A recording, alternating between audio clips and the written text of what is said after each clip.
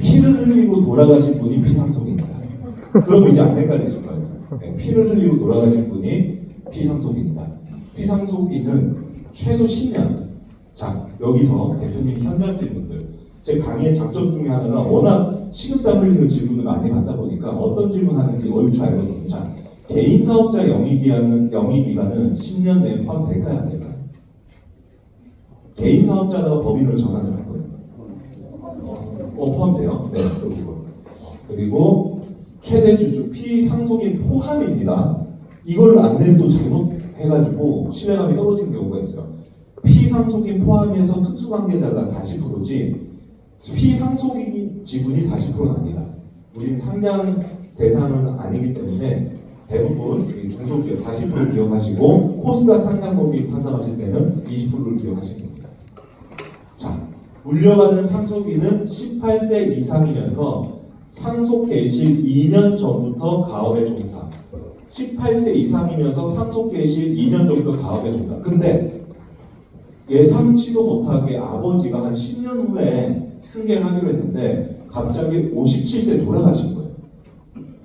그러면 갑자기 돌아가셨기 때문에 2년 전부터가 성립이 안 되는 경우가 많을 거잖아요. 이거는 구제해 줍니다. 65세 이전에 돌아가신 분은 저 규정을 구제를 해줘요. 그래서 돌아가셨는데 2년 전 요건이 안 되더라도 65세 이하면 이 구제 받을 수 있는 거예요. 이 부분, 이거는 현장에서 되게 중요한 포인트입니다.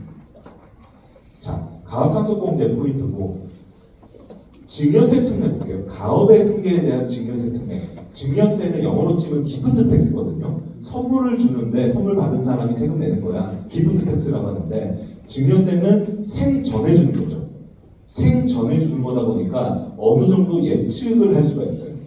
어느 조절할 수 있어서 저는 우리 GFC님들이 증여세 특례의 무게중심을 더 둬야 된다고 저는 생각을 해요. 왜? 이따가 제가 말씀드릴 텐데 원스텝으로 증여세 특례하고요. 증여세 특례한 다음에 나중에 아버지 돌아가시잖아요. 그때 가압상속공제 신청하게 되면 이게 매칭이 되면 절세 효과가 엄청 커져요. 스텝 1으로 증여세 특례, 스텝 2로 가압상속공제 연결하는 징검다리 역할을 증여세 특례를 할 겁니다.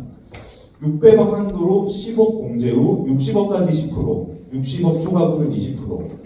어렵지 않죠? 600억까지는 이 특례를 주는데 60억까지는 10%, 60억 초과는 20%. 이 두 가지만 외우면 됩니다.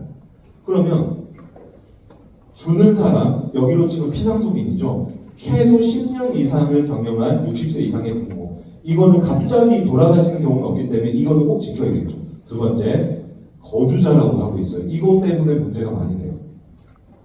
거주자, 비거주자 판단은 잘 하셔야 됩니다. 자, 해외 유학 가 있는 자녀는 거주자일까요, 비거주자일까요? 이게 애매해요. 제가 어떤 것까지 가냐면 비거주자 판정을 받아가지고 증여특례 신청한 게 깨지면서 17억을 토해내야 되는 상황이었거든요. 제가 세무공무원 있을 때. 근데 기弁장을 선임하더라고요. 기弁장을 선임해서 비거주자를 거주자로 바꾸는 소송에서 이겼어요. 성공보수 2억인가 3억 주는 거 깜짝 놀랐어요. 거주자, 비거주자가 생각보다 현장에서 굉장히 첨예하게 대립을 하고 있어요. 그래서 증여특례 할 때 자녀분에 대해서 거취에 대해서 꼭 여쭤보셔야 돼요. 단순히 유학생이라고 해서 비거주자를 안 봅니다. 몸이 거기 있든 여기 있든 재산이 다 미국에 있는데 한국에서 있다? 이 비거주자로 볼 수도 있는 거예요. 예를 들면 그거는 종합적으로 사실 판단하는 거지 딱 무 자르듯이 비거주자, 거주자가 아니다. 그래서 이거는 거주자라는 명시가 되어 있습니다. 연부연납, 이게 나눠서 내는 거죠. 그리고 납부유예, 가업 재산을 상속 증여받은 거주자가 납부유예를 할 수 있는 부분들이 새로 생겼어요. 근데 연부연납이나 납부유예는 우리가 보험계약을 받는 데 있어서 메인 포인트는 아니죠. 대신에 연부연납은 저는 이렇게 흘러진 겁니다. 상속세가 예를 들어서 100억이 예상이 된다고 쳐볼게요. 근데 사망보험금 100억을 설계하기에는 월납보험료가 너무 커지죠. 그럼 저는 연부연납 제도를 설명드리면서 10년 정도 분할한다고 했을 때 3년치 정도는 준비하는 게 맞다. 사망보험금. 그러면 100억이 아니라 사망보험금 30억 정도로 줄어들고 월납 보험료도 30% 정도로 줄어들어서 클로징할 수가 있어요.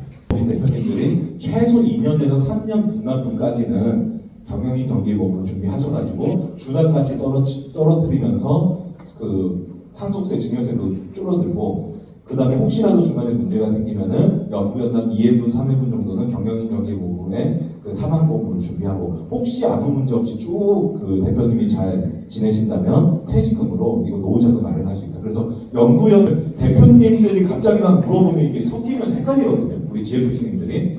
그래서 3, 4, 6만 외우시면 돼요. 3, 4, 6, 3, 4, 6. 10년에서 20년은 300억, 20년에서 30년은 400억, 30년 이상은 600억. 3, 4, 6만 외우시면 됩니다.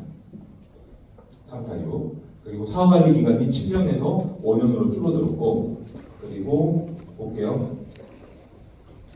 총 급여의 매년 80% 이상 7년 동안 100%, 좀 복잡했는데 근로자 수 또는 총 급여의 5년 동안 90% 이상 유지, 기업용 자산의 40% 이상 처분 제한. 저 부분만 기억하시면 될 것 같아요.